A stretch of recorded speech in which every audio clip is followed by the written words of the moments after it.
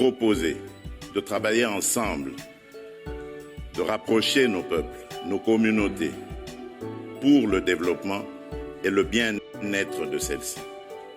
À aucun moment, je n'ai affiché une attitude belliqueuse, quelle qu'elle soit, à l'égard du Rwanda ou de l'Ouganda ou d'un autre de nos 9 voisins.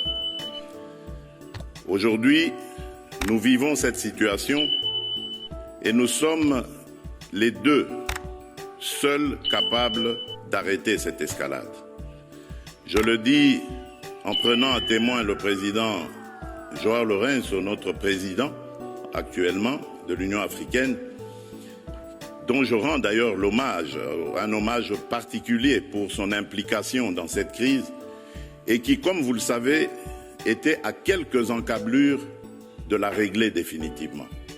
Mais malheureusement, sans aucune raison, en tout cas je n'en ai jamais entendu jusqu'à ce jour, vous avez boycotté cette cérémonie alors que nous étions à 98% déjà de recouvrer une paix durable. Mais il n'est pas trop tard pour bien faire. Et c'est pour ça que je prends à témoin ce forum et à travers lui le monde entier pour vous tendre la main, Monsieur le Président, à ce que nous fassions la paix des braves. Et cela demande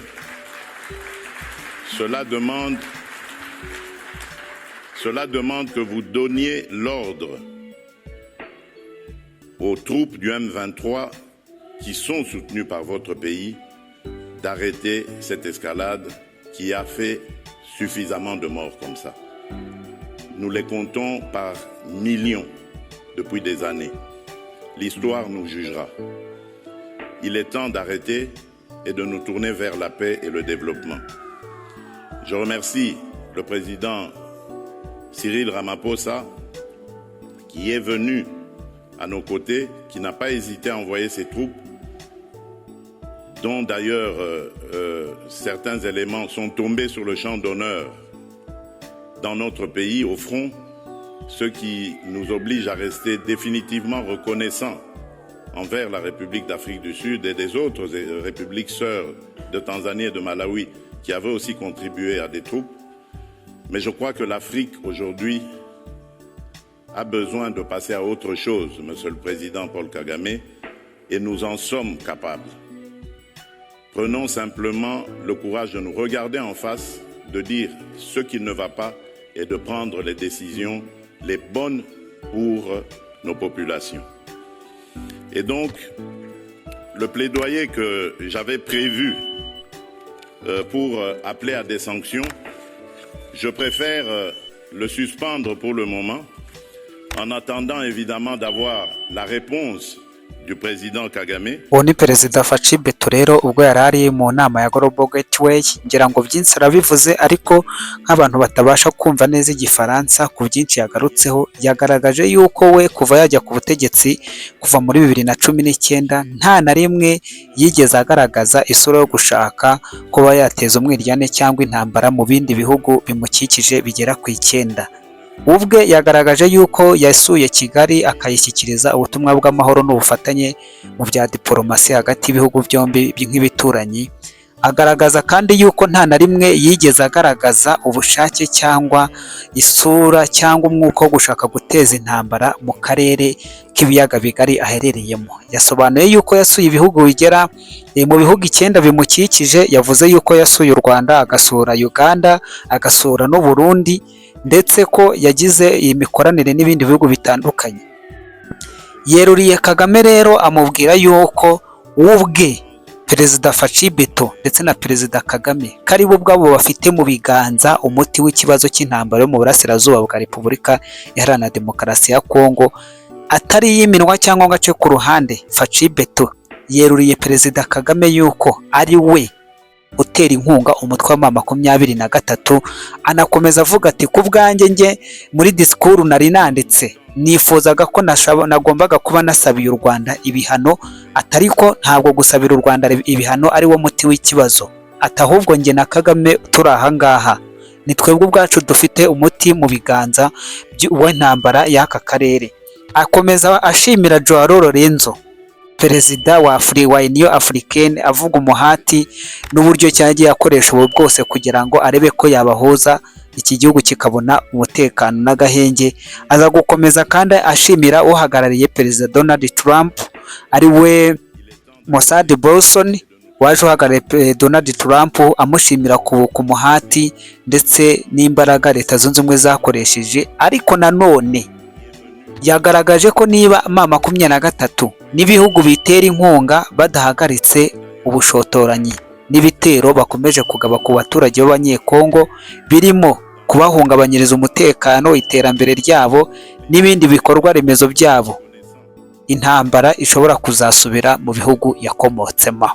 Ikindi kindi twahoze tuganiraho kare, abo twari turi kumwe hano ku Nkubi Official TV, twabiganiraho tubaba dufite ikibazo kibazwa ngo ese koko gutera u Rwanda ni wo waba umuti w'intambara y'aka karere?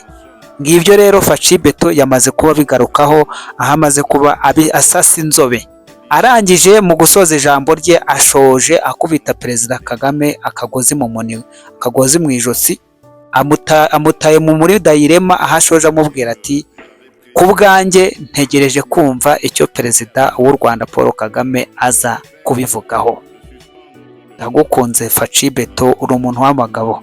Bya bindi bavuga ngo si Beto, ahubwo ntabwo ari Beto, arabihuhuye byose. Ubwo rero kugeza kuri uyu munota dutegereje icyo Perezida w'u Rwanda Paul Kagame nawe aza kubivugaho.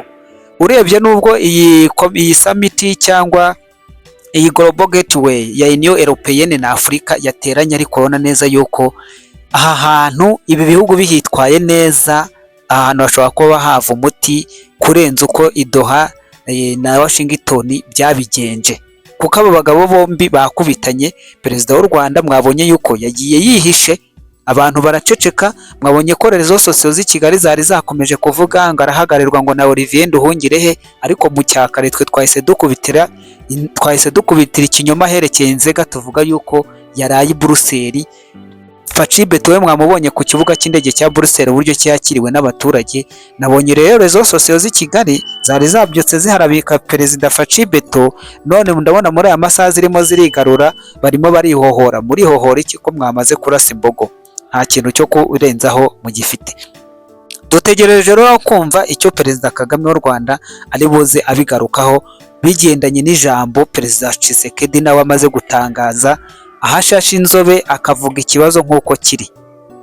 Byashoboka yuko ari cya kibazo nababajije kare mbabwira nti ese koko ibyananiye Leta Zunze Ubumwe za Amerika bikarananira Abarabu bo muri Qatar, ntiwabona Ububiligi bubiprofitiyemo bugahita bukubitira ikinyoma herekeye Nzega, bugahita bukora icyananiye bino bihugu bindi by'ibihangange?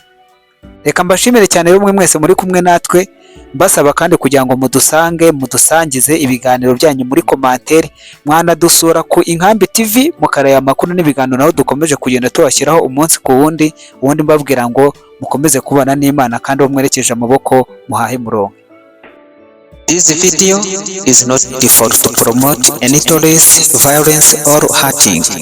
Our purpose and target is to inform and to teach, not to hurt anyone wherever. And I repeat that we never made this video to promote any terrorist or to promote violence or to promote any hurting. And our purpose and our goals is to inform and to teach, not to hurt anyone.